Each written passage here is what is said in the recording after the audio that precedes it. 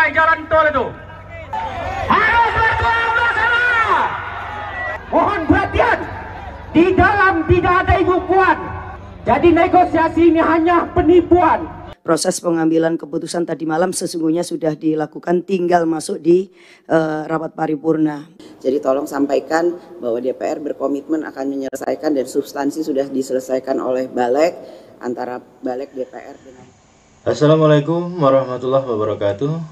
Teman-teman Dangwe, apa kabar semuanya? Mudah-mudahan teman-teman semua dalam keadaan sehat walafiat. Jumpa lagi dengan kami. Kali ini kita coba bercerita tentang soal undang-undang desa yang menjadi tuntutan para kepala desa dalam hal ini untuk dilakukan perubahan terhadap Undang-Undang Nomor 6 Tahun 2014 tentang desa. Dan perjuangan panjang para kepala desa, teman-teman sekalian, sepertinya membuahkan hasil sebagaimana kita ketahui pada beberapa waktu yang lalu. Teman-teman kepala desa kembali melakukan demonstrasi menuntut perubahan undang-undang atau revisi Undang-Undang Nomor 6 Tahun 2014 untuk segera disahkan oleh DPR, dan mudah-mudahan itu akan segera terwujud.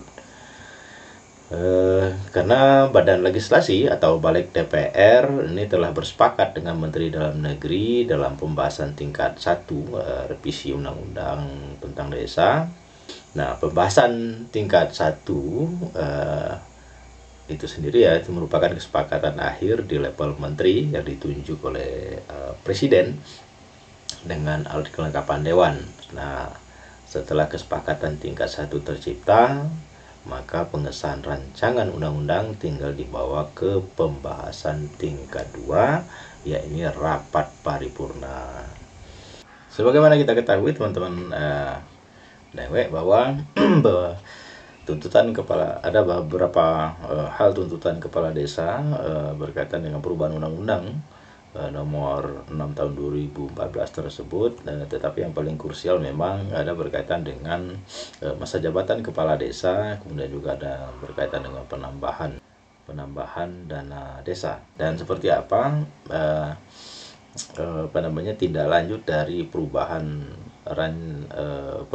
dari rancangan undang-undang yang sudah disusun atas perubahan Undang-Undang Nomor 6 tahun 2014 tersebut pada tanggal 6 Februari 2024 yang lalu. DPR sudah melaksanakan rapat paripurna penutupan masa persidangan 3, dan salah satu agenda pembahasannya adalah berkaitan dengan perubahan dari undang-undang desa. Dan kapan undang-undang desa ini akan disahkan? Kita coba lihat cuplikan dari rapat paripurna yang dilaksanakan pada tanggal 6 Februari yang lalu.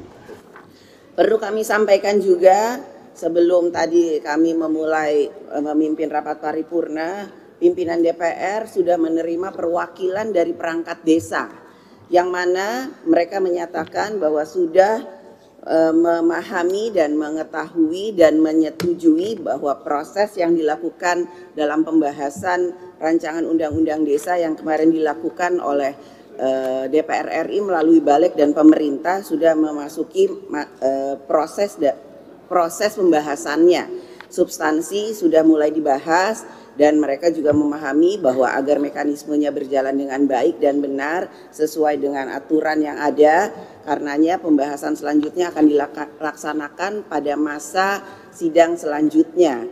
Jadi kami harapkan kepada seluruh anggota DPR RI yang terhormat pada kesempatan ini, jika kembali ke dapilnya masing-masing, tolong sampaikan kepada perangkat desa bahwa proses pembahasan terkait dengan rancangan undang-undang desa sudah dibahas di Balik di DPR bersama dengan pemerintah, dan akan mengikuti mekanisme selanjutnya untuk dibahas pada sidang paripurna yang akan datang.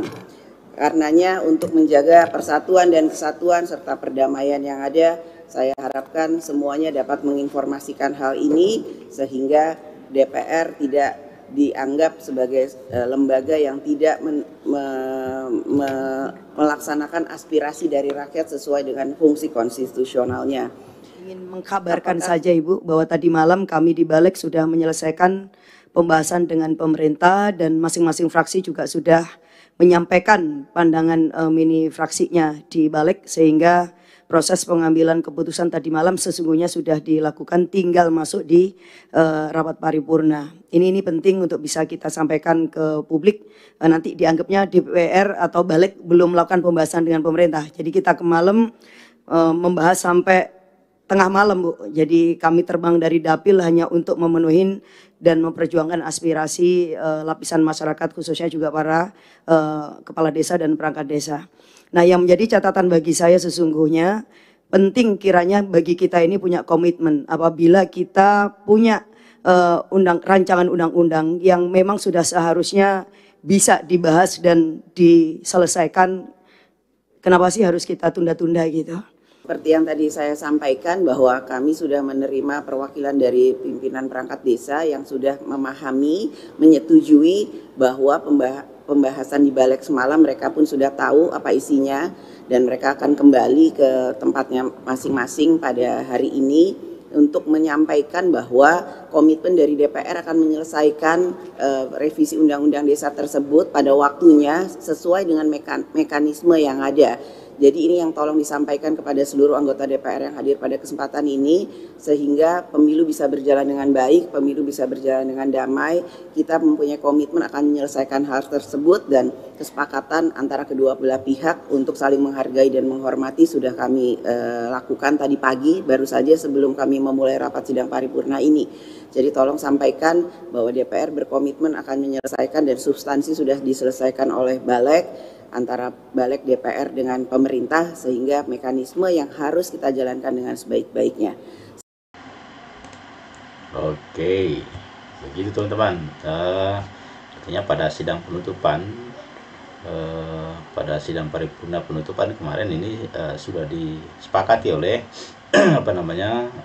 DPR bahwa ini akan disahkan undang-undang desa ini pada masa persidangan berikutnya yang masih menunggu jadwal pelaksanaan sidang.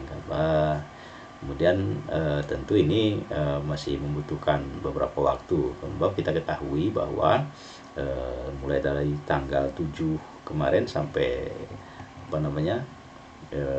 awal Maret sampai awal Maret ini anggota DPR ini melaksanakan reses. Artinya nanti setelah pelaksanaan reses baru akan dilaksanakan akan masuk masa persidangan lagi.